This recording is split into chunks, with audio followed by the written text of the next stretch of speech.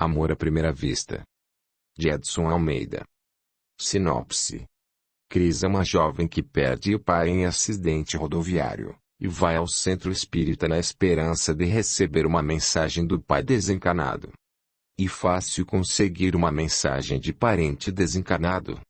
Será que existe amor à primeira vista? Leia o livro para obter as respostas. Audiolivro realizado pelo canal Surya Chand Audiobook. Ao querido leitor. Votos de paz. Amor à primeira vista tem narrativa com narrador onisciente em terceira pessoa. Temos a impressão que lemos os pensamentos dos personagens. Dedicamos este livro ao espírito de Chico Xavier, grande representante do espiritismo no Brasil. Desencarnado em 30 de junho de 2002. Primeira parte. Perda irreparável. Capítulo 1. Os preparativos da viagem. Os trabalhadores acabaram de amarrar a carga. Seu Luciano vai em direção ao seu caminhão. Entra na cabina do veículo. Aperta o botão da ignição. O motor começa a funcionar. Manobra o caminhão até a portaria. Entrega a nota fiscal ao funcionário para carimbar. Enquanto isso entra Aníbal com seu caminhão para carregar. É incrível como Aníbal escapou com vida de um acidente daquele. Lá transportando combustível num caminhão-tanque. Chovia muito forte. A estrada estava escorregadia. O caminhão de Aníbal derrapou na estrada e começou a pegar fogo. As portas da cabina travaram e o fogo começou a se alastrar na boleia. Aníbal conta que fez uma prece com tanto fervor a São Cristóvão que logo em seguida surgiu outro caminhoneiro e percebendo a situação quebrou os vidros da janela e puxou para fora da boleia. Aníbal escapou com queimaduras leves e agradecido ao seu santo protetor, participa todo ano da festa do padroeiro dos motoristas e com a ajuda de amigos distribui cestas básicas às famílias carentes. Agora, Alexandre, o funcionário da portaria, devolve a nota fiscal carimbada e diz: Boa viagem, seu Luciano. Vai com Deus e São Cristóvão te proteja. Obrigado, seu Luciano. Dobra à direita. Olha para o painel do caminhão e vê a foto de São Cristóvão e de sua família. Detém os olhos na foto da família e vê uma família feliz encostada na cabina de um caminhão. Dona Carmen, a esposa de seu Luciano, é uma senhora atraente de cor moreno claro, cabelos castanhos repartido ao meio, caindo em linha reta até os ombros. À esquerda de Dona Carmen vemos seu Luciano. Um senhor de bigode cor moreno queimado de sol. Ao lado de seu Luciano, vemos da direita para a esquerda a última filha do casal. Luciana, jovem de 18 anos, pele bronzeada, olhos e cabelos castanhos. À direita de Luciana vemos Joana, moça bonita de 20 anos e juntinho de seu Luciano vemos Cristina ou Cris como todos da família a tratam. Cris, a filha querida de seu Luciano, é uma moça bonita, bem feita de corpo, olhos grandes e pele bronzeada. Seu Luciano se questiona: por que se gosta mais de um filho do que outro? E ele mesmo responde após refletir durante algum tempo: porque existe filho mais carinhoso, amigo, solidário e obediente que outro. Seu Luciano fazia muito gosto que seu primeiro filho fosse do sexo masculino para seguir sua profissão de caminhoneiro e embora tenha nascido mulher, porque ele gosta tanto de Cris. Porque ele viu que isso não era o mais importante. O mais importante era vir com saúde. Cristina. Cris. Que nome bonito. Ele deu o nome de Cris em homenagem a São Cristóvão. Seu Luciano ainda teve 2 filhos na esperança de ter um filho homem. Reduz a marcha do caminhão para entrar no conjunto habitacional onde mora. O conjunto ecumênico existe há 15 anos. A primeira etapa é formada por blocos de apartamentos e a segunda etapa é formada por casas. O conjunto tem uma praça bem arquitetada onde existem templos e igrejas das várias denominações cristãs e também algumas igrejas das religiões orientais, tudo convivendo de maneira harmônica. Seu Luciano é de formação católica, No entanto, tenho simpatia pelo espiritismo, onde por curiosidade certa vez fui assistir a uma reunião espírita no Centro Espírita Planta o Bem para colher o bem com a filha Joana e visitou o anexo Imita Jesus para que tenhamos um mundo maravilhoso. Lá, belíssimo trabalho é realizado pelo médium espírita Roberto França. Comentam que a mediunidade dele é semelhante à de Divaldo Pereira Franco da Bahia. Seu Luciano compartilha dos pensamentos. Ninguém é autoridade para afirmar que religião é a certa, e B é a errada. Religião certa é aquela que visa o bem do próximo e responde satisfatoriamente nossas indagações, e as religiões são como se fosse uma escola. Cabe a nós escolhermos aquela que no nosso entender nos possibilitará um melhor aprendizado. Seu Luciano está passando neste momento pela Avenida Deus é o Criador, principal via de acesso do conjunto ecumênico. Agora há um grande fluxo de veículo na avenida. Ônibus, caminhões, táxis, autopasseio e moto trafegando numa velocidade média. De repente, a poucos metros de distância do caminhão, um menino atravessa a rua. Seu Luciano dá uma freada brusca. Grita um palavrão. O caminhão dá uma batida de leve no corpo do garoto e o atira ao asfalto. Logo é formada uma multidão em redor do garoto. Seu Luciano desce do caminhão e comenta com o primeiro grupo de pessoas que encontra. Quando a gente atropela um garoto deste, aparece o pai e a mãe dizendo que a gente é que tá errado. Tava correndo muito. Um senhor diz: favor de seu Luciano. O senhor não teve culpa, o garoto viu o caminhão e mesmo assim atravessou a rua. Agora seu Luciano está mais calmo, aproxima-se do garoto e diz: arranhou muito, garoto. Só o braço e o joelho. Vamos pra farmácia fazer um curativo. Precisa não, moço.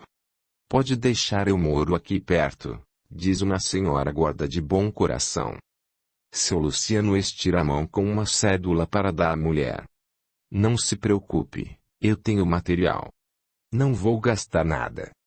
Mas, como é o seu nome? Luciano. Obrigado, seu Luciano. Bom, já que não quer. Como é mesmo seu nome? Geralda. Dona Geralda, eu moro aqui na rua Allan Kardec, precisando qualquer coisa. Obrigada. Entra na cabina do caminhão, liga o motor. Juízo, garoto. Capítulo 2. Família feliz. É final de tarde. Seu Luciano se aproxima de sua casa. É uma bonita moradia, formada por um amplo terraço e um oitão com espaço suficiente para estacionar um caminhão. Ele buzina chamando a atenção da família.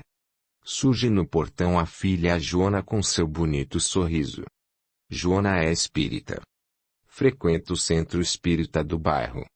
Ela sempre foi uma menina diferente das outras.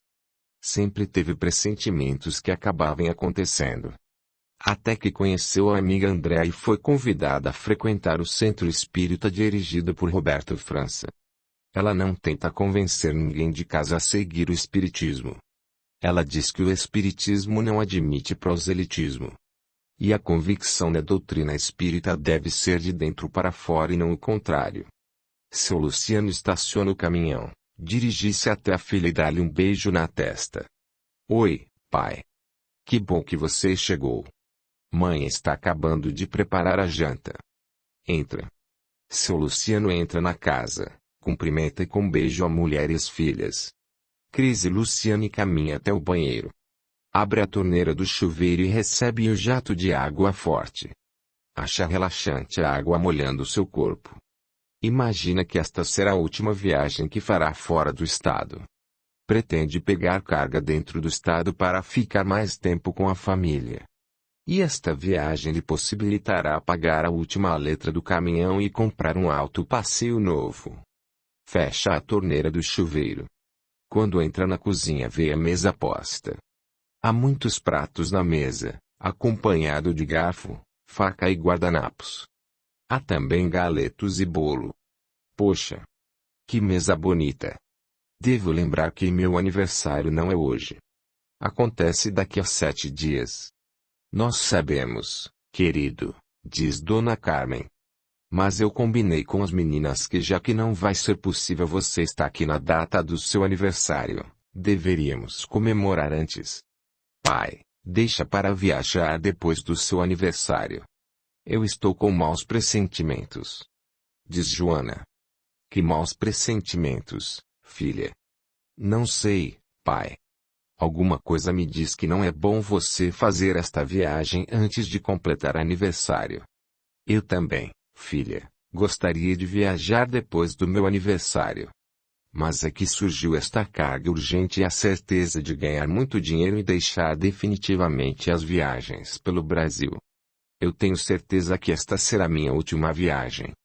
Claro, pai. Vai.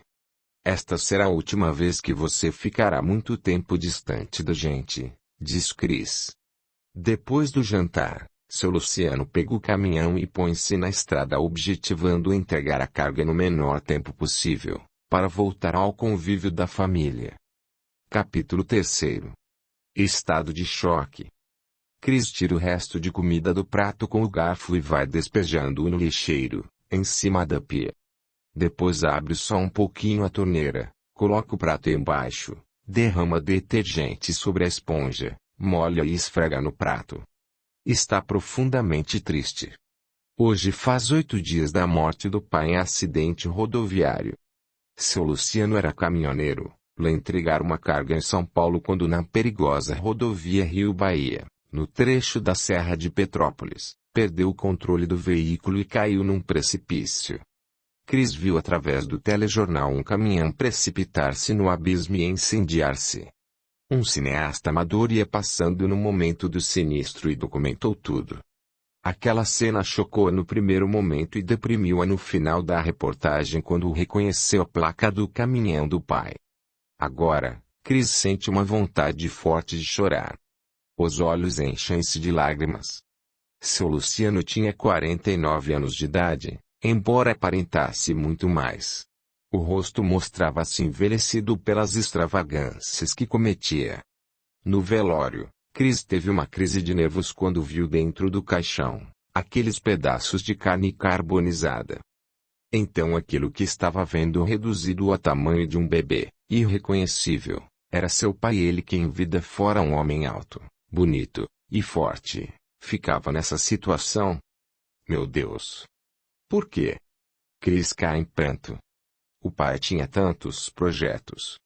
Pensava em deixar de viajar pelo Brasil, onde muitas vezes passava 3 meses fora de casa, comprar um carro de passeio, e viajar com a família pelo interior do estado. Dando sequência à angustiosa notícia, o apresentador do telejornal informava haver indícios de que o acidente fora provocado por um cochilo do motorista ao volante. Cris acredita nesta hipótese. O próprio pai já contara certa vez que para honrar compromissos, dopava-se. Chegava a rodar 2 dias para entregar carga perecível em local e horário pré-estabelecido. AK1C, minha filha. Cris volta à realidade e vê diante disso uma mulher de 45 anos. Dona Carmen, sua mãe. Soluçando, semblante abatido, revoltada, Cris desabafa. Eu não entendo Deus. Como é que Deus pode deixar no mundo pessoas más que fazem a guerra, assaltam, matam e tiram as pessoas boas e úteis? Não cabe a nós, minha filha, discutirmos os desígnios de Deus. Desde o dia que papai morreu não tenho fé em Deus. Não tenho ânimo para viver. Sinto-me deprimida, achando a vida monótona, sem sentido. É preciso ter fé, minha filha, resignação. O homem sem Deus não é nada. A morte é uma fatalidade que não podemos evitar. Capítulo 4. No umbral. Seu Luciano desperta numa região de sombras. Tudo é confuso em sua mente. Onde está? O que aconteceu? Lembra apenas que dirigia seu caminhão com destino a São Paulo. Estava na Serra de Petrópolis. Agora está aqui neste lugar ensombrado. Nesse instante, seu Luciano vê formas diabólicas. Em seguida escuta uma gargalhada sinistra. Sente um medo terrível. Coração aos saltos. A paisagem neste momento passa a ficar totalmente escura. Escuta um grito de loucura. Será que há algum companheiro louco? Seu Luciano dá um cochilo. É acordado por seres monstruosos. Depois ouve gritos de suicida. Criminoso. Agora vê rostos alvares. Expressões animalescas. Ele tem a impressão de ter perdido a ideia de tempo. Que dia é hoje? Há quanto tempo está aqui? Pensa no lar, na esposa e nas filhas. Pensa de forma mais intensa na filha querida. Cris. Sente-se amargurado. Deprimido. Será que morreu? Já ouviu filha Joana dizer que há pessoas que morrem e não têm consciência que morreu. Será que ele morreu? Não. Seus pulmões respiram. Será que está ficando louco? Não. Escuta novamente chamarem de criminoso, suicida. Não. Tem certeza que não se suicidou? Afinal não se enforcou, não pegou uma arma e atirou em si mesmo. Deve estar ficando louco. Encontra um espelho no chão. Pega e olha seu rosto. Está barbudo. Deve ser barba de 12 dias. Agora sente fome. Necessidade de fazer tudo o que fazia quando encanado. Tem que encontrar um lugar para fazer estas necessidades fisiológicas. Caminha neste lugar ensombrado na esperança de encontrar um banheiro. Seu Luciano não sabe precisar o tempo que anda à procura de um banheiro e algo para comer. Agora está bem forte a fome que sente. Olhar a estrada cheia de lama. Tem uma ideia. Quem sabe se sugando a lama diminui a sede e a fome. Decide sugar a lama da estrada. Se inscreva, ative o sininho e receba notificações de novos audiolivros. Capítulo 5. Retomando a vida normal. Decorreram 15 dias da morte de seu Luciano. No início foi difícil para Cris aceitar a morte do pai, pois seu Luciano teve uma presença marcante em sua vida. Mas com o passar do tempo e a medicação da mãe de Andréa, doutora Ana Carolina, médica psiquiatra famosa e os conselhos da irmã espírita Joana, Cris está mais conformada com o acontecimento e disposta a ir ao centro espírita na esperança de receber uma mensagem do pai falecido. Deitada na cama, olhando o teto, Cris recorda o dia em que a mãe fez um bolo na data do seu aniversário. Reuniu suas amiguinhas, pôs um som jovem para as meninas dançarem. Cris dançava com pensamento distante. Muitas vezes errou na coreografia e suas colegas chamou-lhe a atenção. Cris pensava no pai, seu Luciano, que lhe prometera uma boneca que a televisão anunciava com muita frequência. Brasileirinha. A boneca tinha características físicas dos elementos formadores da etnia brasileira. A pele era coberta com tinta avermelhada semelhante à pele de índio. Os olhos eram verdes como a maioria das pessoas de cor branca descendente dos europeus que vivem no sul do Brasil e o nariz achatado como o do negro. Já passava das 8:30 da noite, caiu uma chuva fina e a comemoração tendia a se acabar. Cris perdera a esperança de seu pai chegar e dar-lhe a boneca. Quando tudo parecia perdido, surge finalmente na festa seu pai com um pacote. Desculpa, filha. Eu ter feito você esperar tanto. Seu Luciano abraça a filha, dá-lhe um beijo e carinhosamente entrega-lhe a boneca tão almejada. Agora Cris sai do devaneio e vai se aprontar para ir ao centro espírita frequentado pela irmã Joana e amiga Andréa.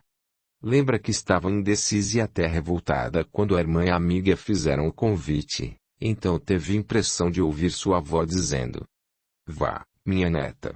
Você não deve ficar neste estado em que se encontra. Isto não é bom para você nem para o espírito de seu pai.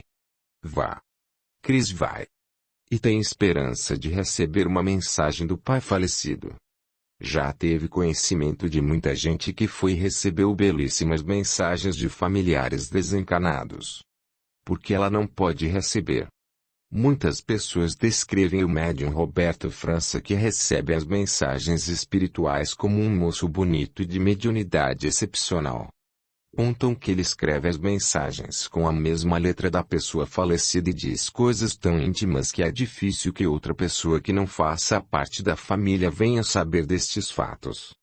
Chris escuta uma batida na porta e responde: "Pode entrar." A porta se abre e Chris pode ver Andrea e a irmã Joana. "Chris, como você está elegante, bonita. Parece que vai se encontrar com o namorado." "Lá é tudo simples," diz Andrea. Chris sabe disso. "Certa vez eu levei ela, papai, mamãe e Luciana para assistir a uma palestra de Divaldo Pereira Franco." Realmente eu já fui. Sei que na doutrina espírita não acontece desfile de moda, mas eu me sinto muito bem com esta roupa. Vamos nos apressar. Está quase na hora, diz Andrea. Capítulo 6. A reunião evangélica. Sentada numa cadeira, embaixo do ventilador de teto, no amplo auditório da casa espírita, Chris é toda atenção para os oradores da reunião. Inicialmente fala uma senhora de bonita aparência. Ela faz o exórdio. Diz que ultimamente se fala muito em disco voador, extraterrestre. Tais fatos comprovam o que disse Jesus no Evangelho. Lê. Não se turbe o vosso coração. Crede em Deus. Crede também em mim. Há muitas moradas na casa de meu Pai. Se assim não fosse, eu vou-lo teria dito, pois vou preparar-vos o lugar. E depois que eu me for, e vos aparelho o lugar, virei outra vez e tomar-vos-ei. Para mim, para que lá onde estiver estejais também. João 14. 1-3. Meus irmãos. Meus amigos. Considerando que Deus é um ser perfeito, seríamos de certo modo tolos se acreditássemos que as diferentes moradas existentes no espaço infinito e a cada dia são descoberto mais planetas pelos cientistas teriam sido criados apenas para recrear nossas vistas. Deus é perfeito. Logo, tudo tem um fim. Allan Kardec, o codificador da doutrina espírita, com base nos ensinamentos dos espíritos, classificou os mundos de modo geral em A. Mundos primitivos. Aqueles onde se verificam as primeiras encarnações da alma humana. B. Mundos de expiações e provas. Aqueles em que o mal predomina. C. Mundos regeneradores. Aqueles onde as almas que ainda têm o que expiar adquirem forças, repousando das fadigas. D. Mundos felizes. Aqueles onde o bem supera o mal. E, mundos celestes ou divinos. Moradas de espíritos purificados onde o bem reina. A Terra pertence, portanto, à categoria dos mundos de expiações e provas, por isso o homem está exposto a tantas misérias. Chris está gostando do que está ouvindo. Achando tudo lógico. Diz para consigo mesma: a doutrina espírita é maravilhosa. Em seguida é feita uma prece e tem início a segunda parte da reunião. A irmã que dirige os trabalhos passa a palavra ao médium e orador espírita Roberto França. Bonito rapaz de olhar cativante. Ele comenta as perguntas 154 e 155 do Livro dos Espíritos sobre a separação da alma do corpo. Ele diz que não é dolorosa esta separação. O corpo quase sempre sofre mais durante a vida do que no momento da morte. Na morte natural, a que sobrevém pelo esgotamento dos órgãos, em consequência da idade, o homem deixa a vida sem perceber. É uma lâmpada que se apaga. A separação da alma do corpo em morte natural é gradual. Não se escapa como um pássaro que se restitua subitamente à liberdade. Aqueles dois estados se tocam e se confundem de sorte que o espírito se solta pouco a pouco dos laços que o prendiam. Chris está fascinada pelo carisma do orador e sentindo algo que nunca havia sentido antes por outro rapaz. Na morte trágica o espírito fica perturbado e na maioria dos casos não tem consciência que desencarnou e assim sendo, sem condições de dar uma mensagem aos entes queridos. Ao ouvir isto, Chris fica triste. Será que seu pai não vai dar uma mensagem? Audiolivro realizado pelo canal Surya Chand Audiobook. Capítulo 7. A mensagem. Encerrada a reunião evangélica, O auditório aguarda a mensagem dos parentes e amigos que não pertencem mais a esta vida. O médium Roberto França concentra-se. Depois começa a escrever com as duas mãos num gesto mecânico e surpreendente. Roberto França desliza as mãos pelos papéis numa velocidade incrível. Concluídos os trabalhos mediúnicos, é pronunciado o nome completo dos autores das mensagens e perguntado se existem parentes ou amigos presentes. Em seguida são lidas as mensagens. Vamos ler agora a mensagem da avó Letícia. Querida Nora Carmen, neta Cris, Joana e Luciana, aqui presentes. Com a permissão de Deus, nosso Criador, Jesus o Mestre Divino e a espiritualidade amiga, venho dar notícias minhas e do meu filho Luciano e o testemunho que existe vida além da vida. Sei que vieram aqui na esperança de receber uma mensagem do esposo e pai Luciano. Infelizmente o Luciano não tem condições ainda de dar uma mensagem.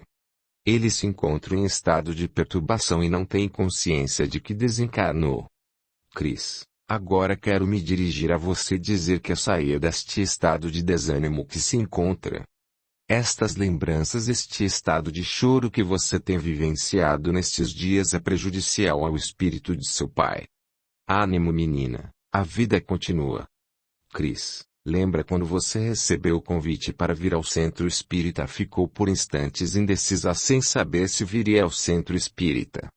Cris, recorda quando você era pequena e fomos certo dia ao centro da cidade e encontramos seu pai? Recorda o que aconteceu? Cris recorda do acontecido. Ela tinha 12 anos. Foi com a avó para o centro da cidade e lá viu o pai com uma mulher.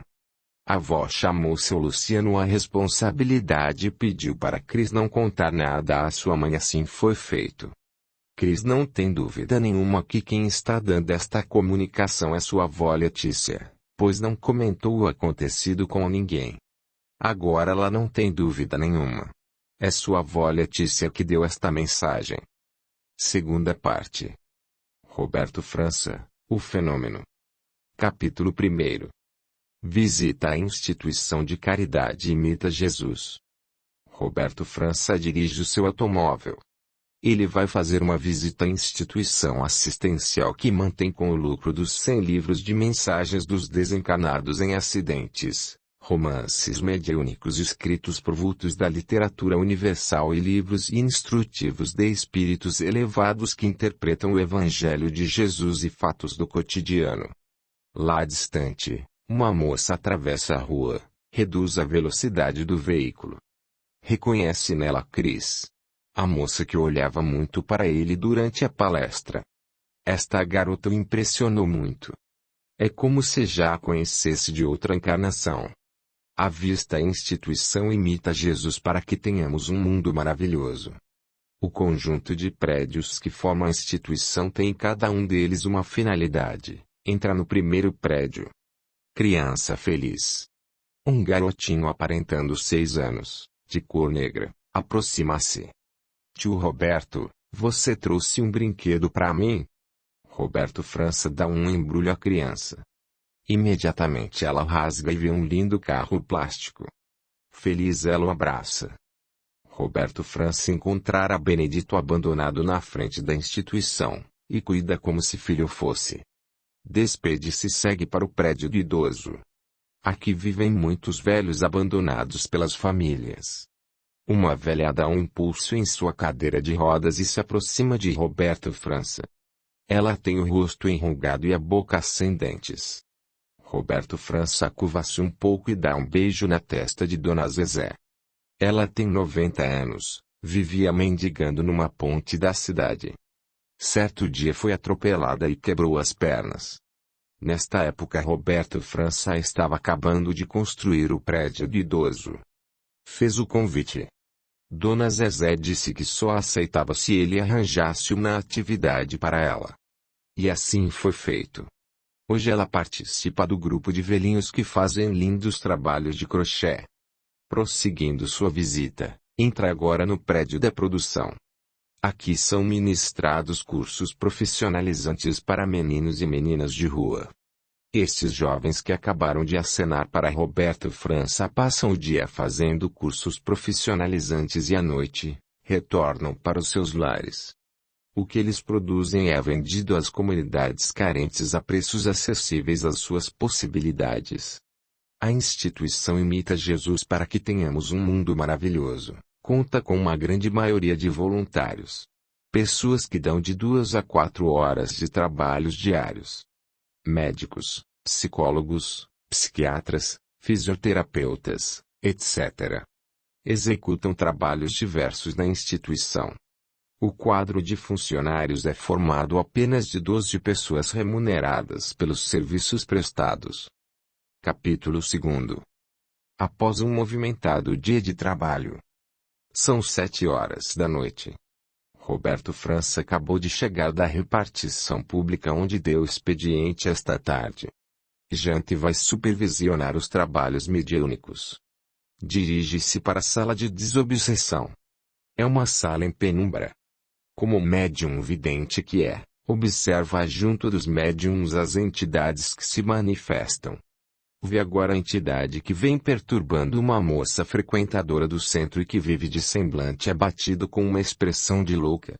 Tendo também a faculdade auditiva, escuta seu guia espiritual informar que o nome desta moça é Bárbara e inclusive já esteve internada no hospício. De acordo com a classificação de Allan Kardec, codificador da doutrina espírita, estamos diante de um caso de subjugação. Roberto França se aproxima do médium e doutrinador. Encara a entidade que persegue Bárbara. É uma mulher de 45 anos que na encarnação passada chamava-se Lídia e vivia muito bem com seu marido. Até que um dia Alfredo conheceu Janete, dançarina do Teatro Salazar e se apaixonou perdidamente ao ponto de abandonar a família que acabou morrendo na miséria. Disse também que faz um século que persegue os responsáveis por seu infortúnio. Agora Alfredo é a mãe de Bárbara e Bárbara é a Janete do passado. O doutrinador conversa com Lídia tentando convencê-la a desistir da vingança, mas ela está irredutível em perdoar aqueles que a infelicitaram na vida passada. Roberto França, na sua experiência com o espírito endurecido, acredita que o doutrinador levará muitas sessões de desobsessão para poder convencer aquela entidade a desistir desta vingança que pode perdurar por muitos anos. Ao se afastar do doutrinador do obsessor de Bárbara, Roberto França lembra que casos como este, de Bárbara, leva muito tempo para ser resolvido. Inicialmente o máximo que o doutrinador consegue é levar o obsessor à reflexão. Durante este período o obsidiado sente alívio, mas para ficar curado vai ser preciso muita perseverança dele e da família. O obsessor vai fazer de tudo para que ela abandone o tratamento. E neste caso de subjugação é preciso que o obsidiada continue com seu médico, pois depois de muito tempo de obsessão é preciso cuidar também da matéria que foi abalada, corpo físico. Continuando sua supervisão, vê agora um caso de obsessão simples, isto é, espíritos familiares ou afins que se aproximam do médium sem maldade se sentem bem com isso. Mas o obsidiado sente muitas vezes o sintoma da doença a que vitimou o obsessor. Outras vezes dão ideias que são assimiladas pelos encarnados. Agora são 21h30. O trabalho chega ao fim. Após a oração final os irmãos se congratulam pelo sucesso do trabalho e se despedem. Roberto França vai para o prédio dormitório. Capítulo 3. Contato com guia espiritual. Roberto França entra no escritório e vê seu guia espiritual. É uma linda mulher aparentando 40 anos. Escuta dizer que veio dar continuidade à psicografia do livro Mulher Malvada. Este livro conta a história de Malvina, ricaça mulher do século passado que maltratava escravos. O médium senta à mesa de trabalho. Graciliana, seu guia espiritual, está com uma prancheta na mão com várias folhas presas pelo suporte. Roberto França abre a escrivaninha e pega várias folhas de papel, coloca no seu lado direito, põe a mão esquerda na testa e concentra-se. Como sempre o acontece, sua mão desliza pelo papel num gesto mecânico e retoma o trabalho psicográfico. Ele fica psicografando durante horas. 2 horas da manhã acaba o trabalho. Apesar de ter ficado muito tempo trabalhando, não sente cansaço físico. Daqui a pouco vai dormir um pouco, depois estudar o Evangelho para dar palestra à noite no centro espírita. Na próxima semana, digitará o livro que em seguida, entregará à editora. Roberto França sente uma paz interior. Livro concluído, uma bonita mensagem recebida e a certeza de que levará os leitores à reflexão da vida e a se conscientizarem da lei de causa e efeito. Adormece. Terceira parte. No plano espiritual. Capítulo 1. Ainda seu Luciano no umbral. Seu Luciano está vivendo uma rotina ruim. A vida está sendo tediosa. As situações se repetem. Este lugar de paisagem úmida e escura o faz pensar no purgatório. Será que está no purgatório? Amargurado faz uma prece a Deus. Meu Deus! Estou me sentindo cansado, estressado. Achando a vida sem sentido. Me ajuda, Pai do céu. Liberta-me deste lugar ruim.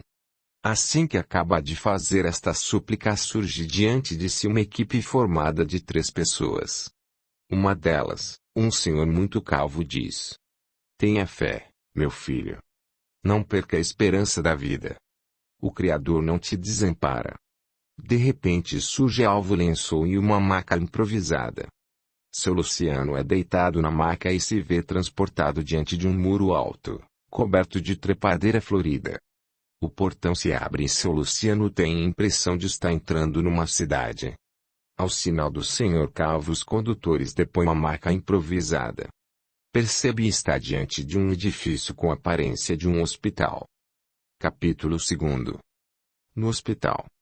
Deitando na cama alta do hospital espiritual.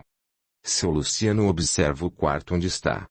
É um quarto simples, tendo como utensílios um armário, uma mesinha e uma cadeira. Achando tudo estranho que tem vivenciado desde que sofreu o acidente. Pergunta: Onde estou? Quem são vocês? Entre pessoas amigas. Na colônia espiritual Viver o Feliz, responde o senhor calvo. Sim. O irmão Luciano desencarnou. Não pertence mais ao número de encarnado no mundo. Ele se desespera e começa a chorar. Não chore, irmão. Agora você está na verdadeira vida. A vida espiritual. Depois de alguns minutos, mais calmo, escuta ao senhor calvo dizer. Respondendo à sua segunda pergunta. Meu nome é Gabriel. Este Gabriel pode não ser o anjo descrito na Bíblia. No entanto, tem uma fisionomia serena. E estes 2 companheiros ao meu lado são o Leonardo e o Augusto. O Augusto é um senhor aparentando 45 anos e o Leonardo é um jovem de rosto simpático. Nós somos do Ministério do Auxílio e fazemos parte da equipe socorrista que resgata desencarnados, diz Augusto. A porta do quarto é aberta. Entra 2 senhores trajados de branco. Gabriel apresenta. Este aqui é o médico Carlos Alberto e este outro é o enfermeiro Nivaldo. Tendo a função de assistente e visitador dos serviços de saúde. O médico Carlos Alberto ausculta a seu Luciano e logo em seguida sai do quarto acompanhado de Gabriel e seus auxiliares. Algum tempo depois, surge uma servente empurrando um carrinho. Seu Luciano é servido de caldo reconfortante e uma água muito fresca que aparenta ter fluido divino. Depois de se alimentar, começa a recordar dos maus momentos vividos quando estava no umbral e teve de sugar a lama da estrada. Curta, comente e compartilhe. Para você não custa nada, mas para o canal seu incentivo é muito importante e fará muita diferença. Ele nos ajudará a crescer e seguir publicando. Muito obrigado. A gratidão é o caminho da evolução. Capítulo 3. Tirando dúvidas. Alguns dias são decorridos. Seu Luciano se acha íntimo de Nivaldo. Este jovem de expressão amável. Valdo. Confesso que estou muito confuso. Quando estava naquele lugar ensombrado. Desculpa, Luciano, eu cortar seu raciocínio para esclarecer que aquele lugar ensombrado chama-se umbral. Umbral é uma espécie de zona purgatorial onde são deixados resíduos mentais. O umbral começa na crosta terrestre e está localizado acima da cidade onde nós vivemos na Terra. Valdo, outra dúvida que eu tenho é o porquê dos seres do umbral me chamarem de suicida, criminoso. Luciano, você tinha algum vício quando estava na Terra? Bebia um pouco e fumava. Pois é isso, meu irmão. Os vícios foram as razões de o chamarem assim. Luciano, a pessoa que fuma em especial ela prejudica-se aos outros que são fumantes passivos. O fumante abrevia seus dias. Por exemplo, se um fumante tivesse previsto para viver 70 anos e devido às doenças do cigarro desencanasse aos 55 anos, ele teria de passar obrigatoriamente 15 anos no umbral. Pois as pessoas que agem assim são suicidas inconscientes e passam a ser criminosas quando não respeitam o direito das pessoas que não fumam, envenenando a saúde destas pessoas. Neste caso, a pena delas são maiores e são atormentadas muitas vezes pelos espíritos das pessoas que prejudicaram. Valdo, outra coisa que acho estranho é o fato do espírito ainda precisar se alimentar, vestir roupa. Realmente, Luciano, o espírito não precisa se alimentar. Acontece que quando desencarnamos habituado o que fomos ao alimento, levamos algum tempo até o perispírito se adaptar à nova situação. Quanto às roupas, devo dizer que durante algum tempo pegamos nas fábricas da colônia. Mas depois nós mesmos podemos plasmar nossas roupas. Valdo, eu pensava também que quando a gente morresse logo encontrasse os pais, parentes e os amigos que morreram antes. Antes de qualquer coisa, Luciano prefira dizer desencarnar. Pois esta palavra dá uma ideia exata da sua situação atual. Nós saímos da carne quando morremos e encarnamos quando nascemos. E sobre a sua pergunta devo dizer que encontros podem acontecer. Mas não são comuns. Depende do merecimento de cada um. Valdo, minha mãe não veio me visitar ainda. Quer dizer, é porque não tive merecimento. Verdade. Mas sua mãe nunca deixou de interceder por você durante os anos que ficou no umbral. Valdo. Onde vive minha mãe? Quando ela vem me ver? Luciano, sua mãe vive aqui mesmo na colônia espiritual Viver o Feliz. Ela trabalha no Ministério do Esclarecimento e breve virá visitá-lo. Luciano boceja. Nivaldo percebe que é hora de ir embora. Luciano, até amanhã. E antes que você me pergunte, o sono ainda é importante para a maioria dos recém-desencarnados. Bom sono. Capítulo 4. Visita materna. Seu Luciano levanta da cama e vai até a janela do quarto hospitalar. Contempla a belíssima paisagem externa. Uma murada com portão de entrada e um bonito passeio ladeado por flores de diversos tipos. Rosa, a rainha das flores, jasmim, esta flor de excelente perfume, entre outras, as quais é acostumado a ver na terra. Nunca imaginara que após a morte do corpo pudesse ver quadro tão belo. Está encantado. Algum tempo depois tem a sensação de estar sendo observado. Olha para trás e, para sua surpresa, vê sua mãe. Dona Letícia, uma senhora com a aparência de 60 anos, cabelos curtos. Dona Letícia vem se aproximando de seu filho com os braços abertos. Abraçam-se. É um abraço carinhoso. Meu filho. Mamãe.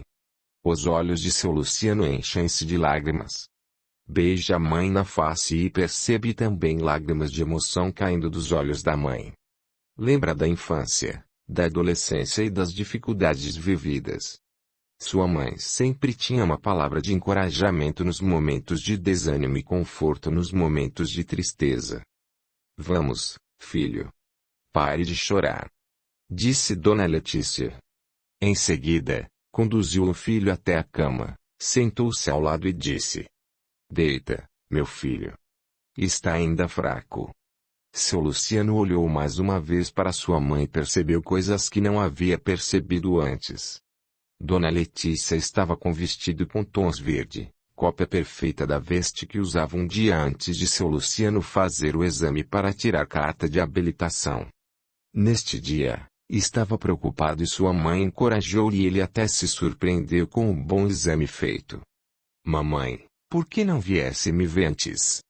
Buscar-me no umbral? Por que, filho, não tivesse merecimento? Fosse suicida inconsciente. Ele recorda os ensinamentos das religiões tradicionais onde não é permitido missa, orações aos suicidas por ter infringido a lei de Deus. Para as reflexões e pergunta. Mamãe, mudando de assunto. Como vai minha família? Estão bem? Todos agora são espíritas. É mesmo? É. No princípio a Cris sofreu muito, vivia deprimida. Precisou de remédio para retomar a vida normal. E para conformá-lo o ministro do esclarecimento me deu permissão e através da mediunidade de Roberto França dei uma mensagem, informando que você estava bem, apenas estava perturbado. Não podia dar mensagem e revelei acontecimentos particulares para ela ter certeza da autenticidade da comunicação. E ela como reagiu? Muito bem. Abraçou o espiritismo. Hoje faz campanha do quilo, visitas a hospitais, colabora com a sopa e na distribuição de enxovais às mães carentes. E até namora o Roberto França. Lembra dele? Claro. É um ótimo rapaz. É o fundador do centro espírita onde Joana frequenta. Inclusive já assisti a algumas de suas palestras. E a Carmen? Mamãe. Sua esposa está bem.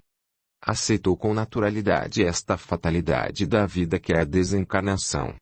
Mamãe, me conta uma coisa. Ela já casou novamente. No mesmo instante que formulou a pergunta, seu Luciano ficou esperando uma resposta negativa. Afinal, era homem de formação machista e sentiria uma grande dor se viesse, a saber, que sua esposa Carmen estava nos braços de outro homem. Filho, no momento sua esposa ainda está viúva. Mas percebo ela bastante recíproca a um senhor que vem cortejando-a. Esta notícia desapontou seu Luciano. Ele queria que sua esposa continuasse viúva. Percebendo o desapontamento do filho, Dona Letícia diz: Filho, não vejo motivo para você ficar triste. Carmen foi uma excelente esposa e fiel até sua morte. Ela é uma mulher jovem ainda com filhos criados e breve casados. Precisa de um companheiro para envelhecer junto. Seu Luciano reflete por algum tempo e conclui: sua mãe está certa. Afinal a vida continua. Carmen merece refazer sua vida e encontrar um homem que a faça feliz. E as meninas, Joana e Luciana? Estão bem, também. Elas têm namorado. É mamãe. Pelo que a senhora está me dizendo, em 3 anos mudaram muita coisa na minha família. É verdade, filho. Mamãe, e o papai, como vai? Seu pai está bem. Trabalha no Ministério do Auxílio e assim que tiver um tempinho vem vê-lo. Seu Luciano recorda de seu pai. Aquela figura simpática, solidária e religiosa. Acompanhava sempre a esposa à missa e participava de campanha de caridade às comunidades carentes. Mamãe, quais as tarefas de papai no Ministério do Auxílio?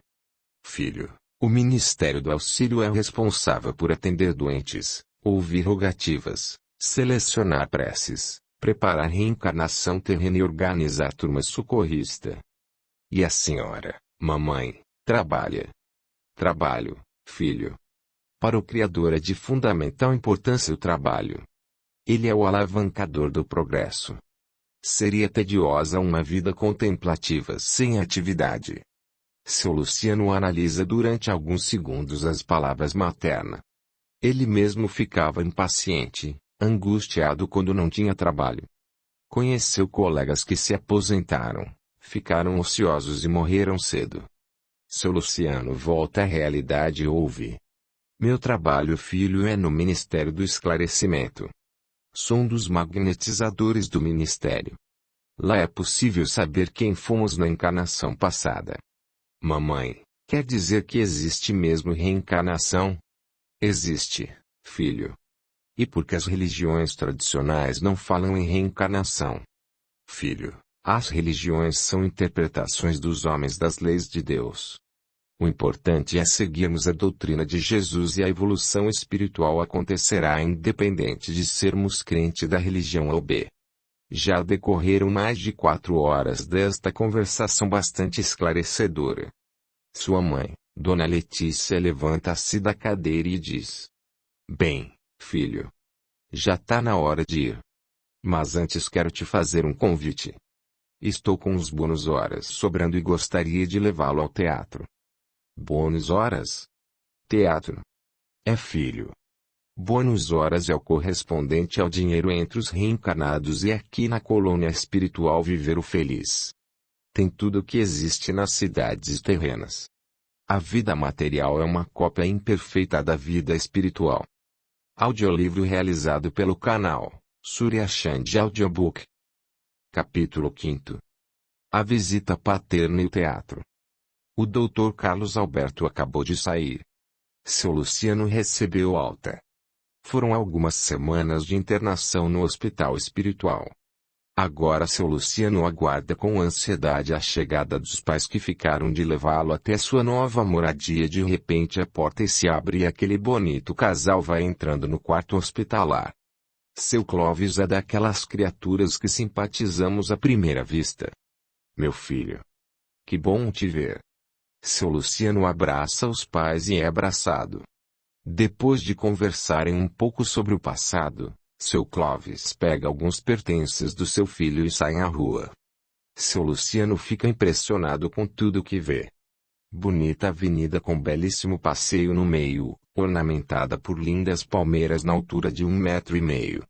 O ar respirável é puro, pode-se ver muitas entidades indo na mesma direção deles e outros fazendo o percurso contrário.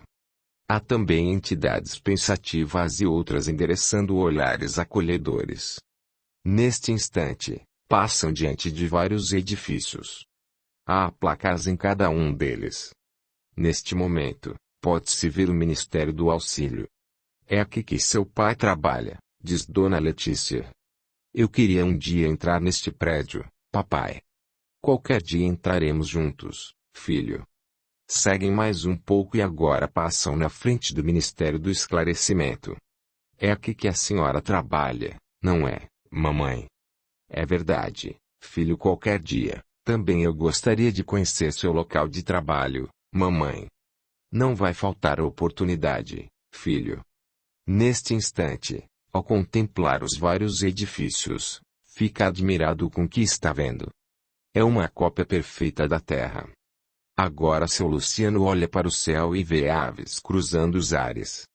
Neste momento, param diante de uma condução coletiva de aparência funicular suspensa do solo a uma altura média de 5 metros. Isto é o aeróbus de sua mãe. O transporte desce até eles como se fosse um elevador. Muitas pessoas saem do seu interior. Seu Luciano, a mãe e o pai entram no aeróbus. A parte interna desta condução é confortável. Os três sentam em confortáveis poltronas. Olhando, procura identificar o condutor do veículo. Dona Letícia percebe a curiosidade do filho e esclarece. Os aeróbus que circulam na colônia não há necessidade de condutores. Apenas aqueles que transitam fora da colônia. Vamos encontrar uma entidade conduzindo. Seu Luciano está fazendo uma viagem tranquila. Sem solavancos os quais estava acostumado a sentir quando dirigia seu caminhão na estrada. Percebe que a parada é feita com um aperto do botão nas estações. Neste instante, Dona Letícia aperta o botão e diz: Chegamos. Seu Luciano e os pais atravessam 2 quarteirões e chegam numa casa sem muros, um passeio ladeado de jardins. O perfume no ar é agradável. Dona Letícia diz: Pronto. Chegamos, meu filho. Seja bem-vindo ao novo lar. Seu Luciano entra na sala de estar e observa os móveis semelhantes aos terrestres. 2 sofás de 3 lugares, uma estante com livros e um aparelho semelhante à televisão. Venha, filho, diz Dona Letícia se dirigindo para um quarto. Abre a porta do guarda-roupa e entrega uma camisa parecida com a que ele tinha quando em vida e adorava vesti-la. Fantástico, mamãe, como conseguiu trazer esta camisa até aqui? Esta roupa é plasmada, filho. Plasmada? Plasmar é a capacidade que nós temos de mentalizar e conseguir fazer qualquer coisa igual ao que era na Terra. Mas para quem não sabe, plasmar pode pegar nas fábricas da colônia. Seu Clóvis observa o filho admirado e diz: Filho, você ainda vai ficar muito maravilhado com o que ainda verá aqui na nossa colônia. Os três se aprontam e seguem para o teatro. Seu Clóvis vai até a bilheteria, dar bônus horas ao bilheteiro e em seguida entram no teatro e ficam num camarote frontal. A peça encenada é a 2001 anos de Emanuel. Seu Luciano fica atento ao desenrolar do espetáculo. O início é o senador romano Públio Lentulus e seu amigo Flamínio Severus conversando num amplo terraço. Seu Luciano está envolvido com a peça teatral e o encontro do senador Públio Lentulus com Jesus. É emocionante a cena. Terminado o espetáculo, Dona Letícia diz: Gostou, filho? Muito, mamãe. Com certeza vai gostar da peça da próxima semana. Violetas na janela, diz seu Clóvis. O Luciano vai chorar, diz Dona Letícia. Terceira parte. No plano espiritual. Capítulo 6. Visita ao Ministério do Esclarecimento. Hoje está fazendo mais de 4 anos que seu Luciano desencarnou. Durante este tempo ele participou de cursos, assistiu aos vários espetáculos teatrais que foi convidado, palestras e estagiou em vários ministérios da colônia espiritual, porém não recebeu ainda autorização para ler anotações particulares de suas existências passadas.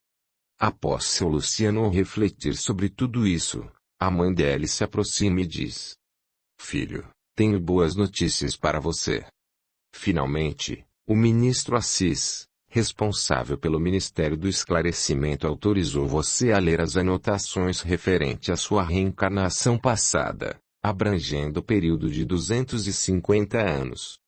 Só 250 anos, mamãe? É, filho.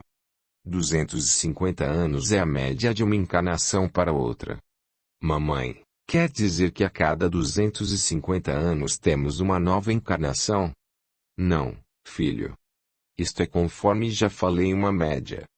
Há espíritos que reencarnam com intervalos de meses, anos, porém a média é de 250 anos. E por que ele não permitiu que eu lesse 500 anos? Provavelmente, eu estaria tomando conhecimento do que aconteceu comigo em 2 encarnações, sim. Ele me falou que você seria incapaz de suportar as lembranças correspondentes a outras épocas. Pausa. Vamos, diz Dona Letícia, e em seguida leva o filho até a seção de arquivo. Pega uma pasta e lê. Luciano Bezerra, depois vem a data de encarnação, a cidade e a data da desencarnação. Seu Luciano passa horas lendo as anotações. Percebe que as leituras são apenas informativas, situando lugares onde viveu, com quem conviveu e as situações que enfrentou. Terminada a leitura, conversa com a mãe. Mamãe, eu não me lembro de nada que tenha lido ou já acontecido comigo. É assim mesmo, filho. Como você deve ter percebido, a leitura é apenas um relato da existência passada. É como se você estivesse lendo um romance. A partir de agora você vai ler este romance, ou melhor, memórias, durante 2 anos, sem prejuízo de sua tarefa no Ministério da Colônia. Em seguida será dada a orientação de como você entrará nos domínios emocionais das recordações. Agora são decorridos 6 anos da desencarnação de seu Luciano. Nesse tempo, ele trabalhou, leu o livro de sua vida, porém, hoje, finalmente, chegou o dia dele ficar no domínio consciente de tudo que leu. E neste momento está se dirigindo até os magnetizadores do Ministério do Esclarecimento. Entra numa sala. Os espíritos técnicos no assunto aplicam passes no cérebro de seu Luciano, despertando energias adormecidas. É incrível. Seu Luciano está entrando nos domínios dos acontecimentos lidos. É como se de repente se lembrasse de fases de sua vida. Infância, adolescência e fase adulta. Mamãe, eu estou lembrando agora de um acontecimento muito marcante na minha vida passada. Eu jogava pessoas de cima de torres. Estas pessoas eram inimigos meus. Imediatamente a mente de seu Luciano vai relacionando fatos e conduzindo a conclusões. Na encarnação passada ele foi uma pessoa que atirava inimigos de lugares altos. Será que o fato de ter julgado pessoas do alto levou Deus a castigá-lo, dando a ele nesta última encarnação uma morte violenta, num precipício? Mamãe, esta morte violenta que tive foi um castigo de Deus pelo que fiz no passado? Não, filho. Deus não castiga ninguém. O Criador legislou, entre outras, a lei de causa e efeito. E tudo que fazemos tem consequência, e para que não venhamos a sofrer bastante no futuro prevemos pensar duas vezes sobre tudo que devemos fazer. O fato de você ter julgado pessoas do alto de edifícios no passado não necessariamente o conduziria a ter na próxima encarnação uma morte violenta. Você poderia ter pago sua dívida sendo funcionário da aeronáutica, pilotando aviões, fazendo muita caridade. Pois o bem que nós fazemos pode nos livrar de provas difíceis. Conta-se nos meios espíritas a história de um homem bom, operário de uma fábrica. Certo dia, este homem perdeu uma mão numa máquina. Então, todos achavam Deus injusto, pois aquele homem tão bom não merecia ter sido vítima desta desgraça. Um irmão espírita consultou a espiritualidade amiga e esta respondeu que aquele homem encarnara para perder o braço, mas como fora um bom homem foi atenuada a sua prova vindo a perder apenas a mão. Devemos fazer sempre a caridade e seguir as instruções dos espíritos. Fora da caridade não há salvação. Para ver todas as partes de um audiolivro, entre no canal, e clique em vídeos ou playlist. Quarta parte. Em busca do amor de nossas vidas. Capítulo 1. Alma gêmea. 21h50. Cris acaba de chegar do centro espírita. Deita na cama, tenta conciliar o sono. Vira para um lado, vira para outro e parece que o sono não quer vir. Sente que a cada dia que passa está mais apaixonada por Roberto França. Foram 5 anos de estudo sistemático da doutrina espírita. Tendo-o como um dos monitores do curso, serviu-lhe mais para estreitar os laços de amizade e concluiu que aquela primeira atração, aquilo diferente que sentiu na primeira vez que o viu é o que se costuma chamar de amor à primeira vista. Será que isto de amor à primeira vista é o amor de várias encarnações? Quem terá sido ela na última encarnação? E ele? Muita gente costuma chamar este amor que se une em várias encarnações de alma gêmea ou a outra metade da laranja. É equívoco. Tendo em vista que o espírito é indivisível. Na realidade o que acontece é a união de espíritos afins, espíritos que gostam de estar ao lado do outro nas encarnações. Cris passa muito tempo com estes pensamentos, até que adormece. Inglaterra. É um convento do século XV. Nesta encarnação Cris é a irmã Elizabeth. Traja um hábito de freira. Cuida de uma criança recém-nascida do sexo masculino. É seu filho. Sua madre superior e o pai da criança, o padre Charles, sabem desta história. O fato é que os dois religiosos se envolveram e a criança foi concebida. Irmã Elizabeth passou muitos dias se autoflagelando até que um dia a Madre Superiora desconfiou que a irmã Elizabeth não estava engordando como dizia e sim estava grávida. Botou a religiosa contra a parede e esta confessou. A Madre Superiora chamou o Padre Charles e combinaram que para não denegrir a imagem da igreja, o melhor a fazer seria afastar a irmã Elizabeth do convento por algum tempo até a criança nascer. Depois abandonariam a criança na porta do convento e assim a irmã Elizabeth teria seu filho junto de si. As irmãs da congregação religiosa e os fiéis da igreja nada saberiam. E assim foi feito. Hoje está fazendo 15 dias que a criança nasceu. Irmã Elizabeth coloca a criança no berço, quando chega o padre Charles, que é o Roberto Franço de encarnação atual, e decidem colocar o nome de Charles. Capítulo 2. Chris, será o amor da minha vida. Roberto Franço encontra-se no escritório. Tenta fazer o roteiro da palestra que dará hoje à noite no Centro Espírita. Não consegue se concentrar no que faz. Seus pensamentos divagam. Pense em Chris. Por que esta garota de 20 e poucos anos o fascina tanto?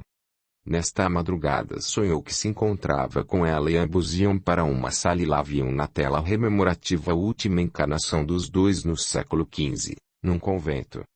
Eles devem ser espíritos afins que costumam encarnar e se unir frequentemente ao longo das encarnações. Roberto Franço questiona-se. Será que deve ser celibatário na encarnação atual? Chico Xavier e Divaldo Pereira Franco optaram por esta conduta. Será que deve seguir o exemplo destes dois grandes espíritas? Está indeciso. Faz uma prece a Jesus, o governador da terra. Instantes depois sente a presença de Graciliana, seu guia espiritual. Se as pessoas soubessem a importância da prece, com certeza, seríamos um mundo melhor. Jesus, não podendo vir, manda seus ministros e ninguém deixará de ser atendido. Tendo a faculdade mediúnica auditiva, Roberto Franço escuta a voz de Graciliana. Roberto, você deve aceitar a Cris como sua esposa. Ambos contrataram este casamento na espiritualidade e têm uma grande missão de divulgar a doutrina espírita no mundo através de palestras e livros. Audiolivro realizado pelo canal Surya Chand Audiobook. Capítulo 3. Roberto Franço, será o amor da minha vida. Cris senta à mesa para fazer o planejamento de sua aula. Escreve uma coisa. Em seguida um pensamento sobrevoa. Pensa em Roberto Franço. Ontem à noite teve um sonho muito confuso. Viu-se num hábito de freire e Roberto Franço com batina de padre. Meu Deus, que estes sonhos significa? Cris sente-se apaixonada por Roberto Franço. Será Roberto Franço o homem de sua vida? Será que este relacionamento tem futuro? Cris, uma garota muito experiente e estudante de psicologia, boa observadora do comportamento humano e com grande bagagem de conhecimento espírita, conclui sim para a pergunta que fez a si mesma. No passado, o relacionamento com tendência a dar certo era o seguinte: opostos se atraem. Hoje nosso planeta está deixando pouco a pouco de ser um mundo de expiações e provas, para ser um mundo regenerador. Agora a tendência do relacionamento certo é aquele baseado na homogeneidade. Bom, ambos são espíritas, pode observar que as diferenças dela para ele são pequenas coisas que ela não faz, mas admira e tem vontade de no futuro fazer. Capítulo 4. Confraternização do ESD, estudo sistemático da doutrina espírita. Hoje é dia 14 de dezembro. Dia de confraternização do ESD. Todas as turmas do curso estão reunidas nesta sala. Conversam num tom de voz que não chega a perturbar. Gilda, vice-coordenadora do curso, distribui uma mensagem com uma numeração no topo do folheto. Colegas conversam, comentam da importância do ESD em suas vidas. Armando, um dos monitores, e Sandra, coordenadora do curso, tiram livros de sacolas plásticas e põem-nos sobre a mesa. A outra mesa com salgadinhos, bolos e refrigerantes. Roberto Franço e Cris trocam ideias. Há no ar um clima de paz proporcionada por este ambiente agradável. Agora tem início uma pequena reunião. Sandra, coordenadora do curso, cumprimenta todas as turmas do ESD e parabeniza a turma de Cris que está concluindo o curso hoje. Sandra fala da importância da unificação do conhecimento espírita. Em seguida é feita uma prece. Depois fala Roberto Franço, presidente da instituição. Agora tem início o amigo secreto, por coincidência. Roberto Franço atira a Cris. Ambos se cumprimentam com um beijo na face. Cris é toda a felicidade. Ganhou o livro que pediu no amigo secreto. Nos bastidores da obsessão de Manuel Filomeno de Miranda, psicografado por Divaldo Pereira Franco. Outro sorteado desta vez é Roberto França. Cris fica alegre. Roberto França ganha o livro. Há 2001 anos de Manuel, psicografado por Chico Xavier. Agora todos os componentes da festa vão aos comes e bebês. Roberto França, Cris e os demais dos grupos tiram fotos. Conversam. Final de festa. Roberto França oferece uma carona a Cris. Capítulo 5. Início de namoro. O alto passeio percorre uma bonita avenida arborizada. No final há um semáforo. Roberto França para. O sinal de trânsito abre e ele dobra à direita. A rua está meio deserta. Cris e Roberto França sentem vontade de falar, mas estão sem saber como começar o diálogo. Finalmente ele quebra o silêncio. Sabe, Cris, eu estou muito feliz com o movimento espírita. Graças a Deus e aos divulgadores, muitas pessoas já sabem distinguir o que é espiritismo e outras denominações baseadas no mediunismo. Realmente, Roberto, eu mesmo quando era pequena pensava que o espiritismo era coisa do diabo. Hoje eu paro para pensar e percebo que este ensinamento era massificado pelos fanáticos religiosos. Nós que não tínhamos o senso crítico e esta fé raciocinada que o espiritismo desenvolve, aceitávamos cegamente muitos absurdos. O veículo chega à casa de Cris. Roberto França para. Abre a porta e rapidamente corre e abre também a porta do lado de Cris como faziam os cavalheiros antigamente. Cris fica lisonjeada com este ato tão gentil. Desce do carro. Obrigada, Roberto. Os olhos de ambos se encontram e é como falassem do amor recíproco que sentem um pelo outro. Beijam-se. É um beijo apaixonado. Cris, eu te amo. Eu, também, Roberto. Desde o primeiro momento que o vi. Senti algo que nunca antes tinha sentido por pessoa nenhuma, nesta vida. Tornam-se a beijar apaixonadamente. O céu colabora para este bonito momento. Está estrelado e com uma bonita lua cheia. Capítulo 6. O amor é lindo. Cris e Roberto França estão sentados à mesa, sob um guarda-sol num barzinho improvisado à beira-mar. É verão. Há muitos coqueiros na praia. O clima é agradável. A areia da praia é branquinha. Muitos banhistas tomam banho de mar. Algumas mulheres estão deitadas sobre a toalha tomando bronzeado. É antes das 10 da manhã e é próprio tanto ao bronzeado como ao banho em crianças. Diferente da maioria das pessoas que bebem cervejas, eles tomam refrigerantes e conversam. Sabe, Cris, eu gosto muito de admirar o mar, ele me transmite uma energia que me faz sentir muito bem. Eu também, Roberto. A praia me fez lembrar com muita saudade do meu pai. Era bem transparente o carinho que ele tinha por mim. A Luciana, minha irmã menor, tinha muitos ciúmes disto. Quando vínhamos à praia, meu pai costumava me botar no ombro, eu ficava em pé e dava mergulho. Outras vezes encontrávamos barcos de pescadores.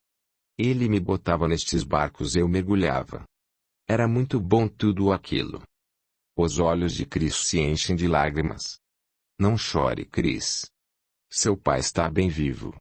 Enquanto você falava eu vi ao seu lado. Verdade? Claro, Cris. Por que eu mentiria? Seu Luciano é um homem que aparenta ter 49 anos, de bigode, um rosto que lembra você. Estou arrepiada. É isso mesmo, Roberto. Capítulo 7. Desvendando o misterioso Roberto França. O vento conduz uma mecha de cabelo para os olhos de Cris. Crianças se vestem para ir embora. As moças que se bronzeavam, erguem-se. Cris tira a mecha de cabelo dos olhos e diz. Agora, Roberto, fale de você. Cris, a história da minha vida não é nada interessante. Não enrola, Roberto. Fala. Eu quero saber sobre sua vida. Bem, Cris, eu tenho 2 irmãos e 3 irmãs. Muito cedo, fiquei órfã de mãe. Tinha 7 anos quando ela morreu. No mesmo dia conversei com ela. Você não tinha medo de conversar com sua mãe falecida? Não. Para mim era muito natural. Depois meu pai casou com uma mulher maravilhosa que a espírita esclareceu para todos que eu era médium vidente. Passei a frequentar uma casa espírita bem orientada, até que resolvi fundar o centro espírita.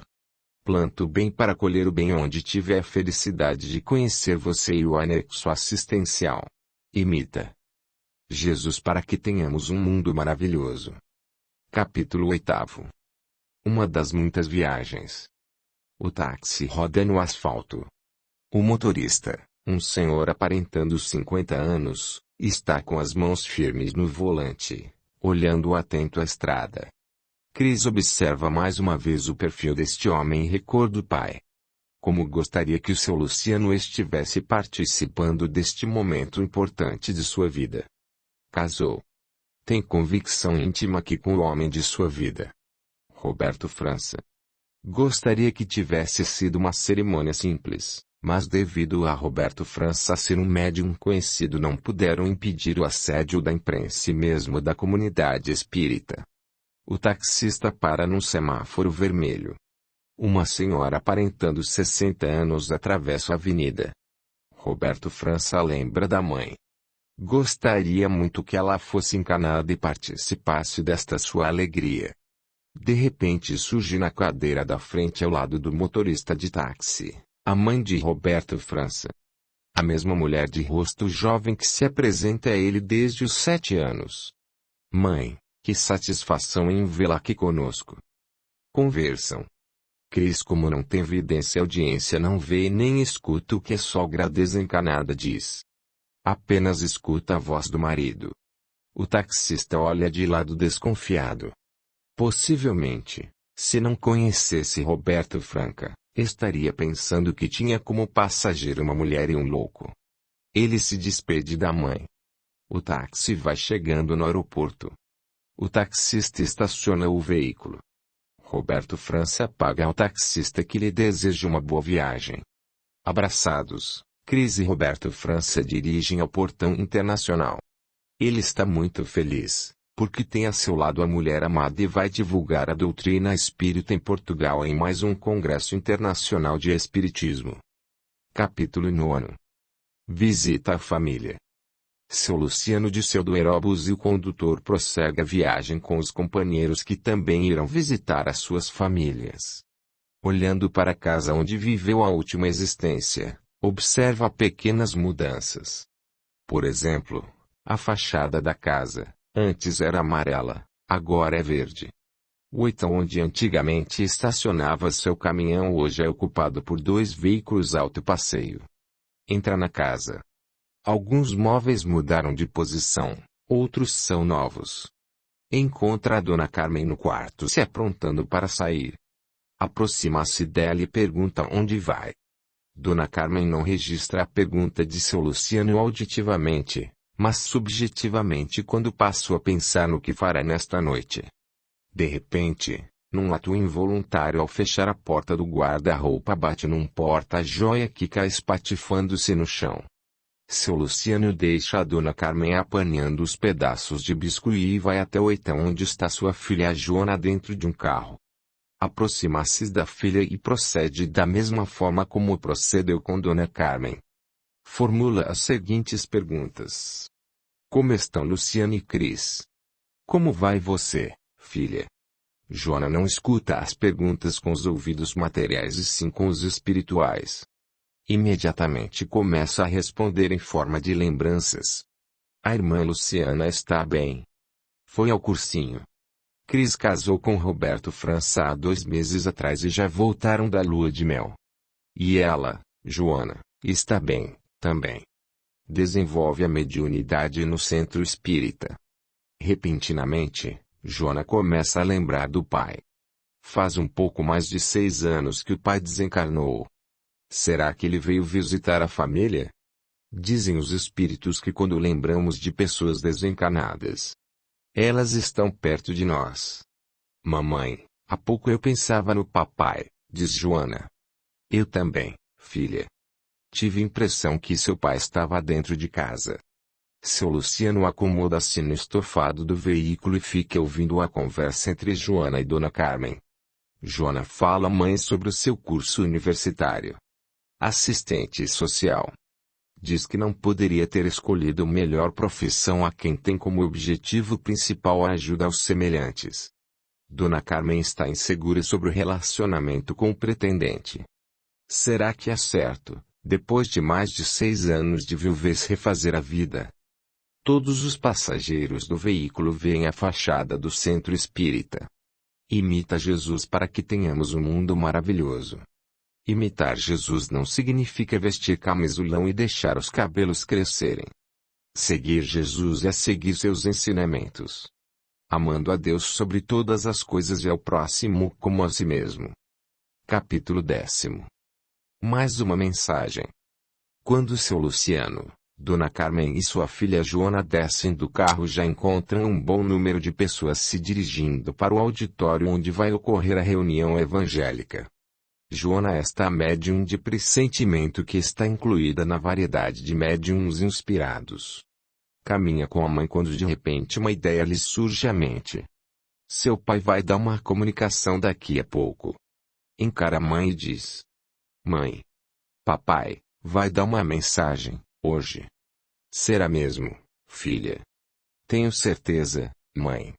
Depois de alguns minutos o auditório encontra-se totalmente ocupado.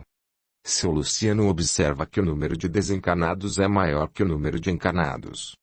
E a diferença do encarnado para o desencarnado é o cordão fluídico que o primeiro possui. Tem início a reunião evangélica. O tema escolhido pelo orador da noite é reencarnação. Com tom de voz agradável, este senhor, aparentando 50 anos e uma fisionomia serena, diz que a reencarnação é um fato comprovado por inúmeros pesquisadores. Ilustra a palestra contando o caso de uma criança que descreveu o local de sua encarnação passada, citando o nome dos pais e o modo como desencarnou. Os pesquisadores checaram as informações e constataram que a criança havia dito a verdade. Encerrada a reunião evangélica, Roberto França fica sozinho na tribuna e concentra-se. Imediatamente começa a receber as mensagens. A primeira mensagem é de um desencarnado em acidente de moto. Ele fala que está bem e cita a particularidade da família. Enquanto observa o médium Roberto França, aproxima-se de seu Luciano, um espírito desencarnado. Seu nome é Daniel. É o dirigente espiritual da reunião. Ele diz que Roberto França é um dos poucos médiums no Brasil que recebe comunicação de espíritos desencarnados em acidentes ou situações inesperadas. Tais comunicações são muito importantes, pois conforta os pais desesperados com morte brusca dos filhos. Outro médium que ficou bastante conhecido neste tipo de comunicação foi o mineiro Chico Xavier. Francisco Cândido Xavier tem mais de 400 livros publicados sobre temas variados. Impossível um escritor conseguir tal feito. Em determinado momento da conversa, Daniel diz: Luciano, prepare uma mensagem para dar aos seus familiares encarnados. Eu? Sim. Você mesmo. Seu Luciano pensa um pouco e em seguida escreve a mensagem. Depois, com a prancheta na mão, vai para junto do médium Roberto França e dita a seguinte mensagem: Querida Carmen, filha Joana e todos aqui presentes. Sei que há muito tempo espero uma mensagem minha. Porém, só agora tenho condições de fazê-lo. Eu estou bem. Encontrei todos aqueles que me antecederam. Papai, mamãe, meus avós e alguns amigos. Carmen, hoje visitei aquela que foi minha moradia terrena. Notei você muito nervosa com a possibilidade de refazer sua vida e quando percebeu minha presença em espírito, acabou quebrando um biscuit. Digo-lhe que se sinta à vontade para decidir sua vida. Você é uma mulher livre. Analise se esta pessoa vale seu amor e em caso afirmativo não hesite. Decida. Dona Carmen olha para Roberto França e conclui: a comunicação é autêntica, pois o episódio do biscuit não havia comentado com ninguém e tampouco o receio de refazer sua vida. Quero agora deixar o recado às minhas filhas Joana, Luciana e Cris. Estou muito feliz por vocês serem as criaturas maravilhosas que são e ter escolhido a doutrina espírita para seu crescimento espiritual. Luciano. Audiolivro realizado pelo canal Surya Chand Audiobook. Capítulo 11. A despedida. Dona Letícia torna a olhar mais uma vez a fachada do edifício onde fica o Ministério do Esclarecimento. Bons momentos viveu neste ministério. Sabe as orientações recebeu do ministro Assis. Muitos espíritos pôde ajudar, esclarecer. Lágrimas vêm aos olhos de Dona Letícia. Como gostaria de continuar fazendo este trabalho aqui. Mas o dever lhe chama. É hora de reencarnar. Resgatar débito do passado. No ano 30 da nossa era. Dona Letícia foi um feiticeiro. Tinha uma mediunidade excepcional. Fazia consultas por dinheiro. Prejudicou muita gente e agora vai voltar novamente com a mediunidade de prova. Ela tem pedido muito à espiritualidade. Seus amigos espirituais daqui do plano espiritual vibrem, aconselhem, para que desta vez não venha a fracassar nas provas. Seus futuros pais são 2 empregados do comércio português. Eles vivem dificuldades financeiras e Dona Letícia breve num corpo de um homem será tentada a cobrar pelo dom da mediunidade.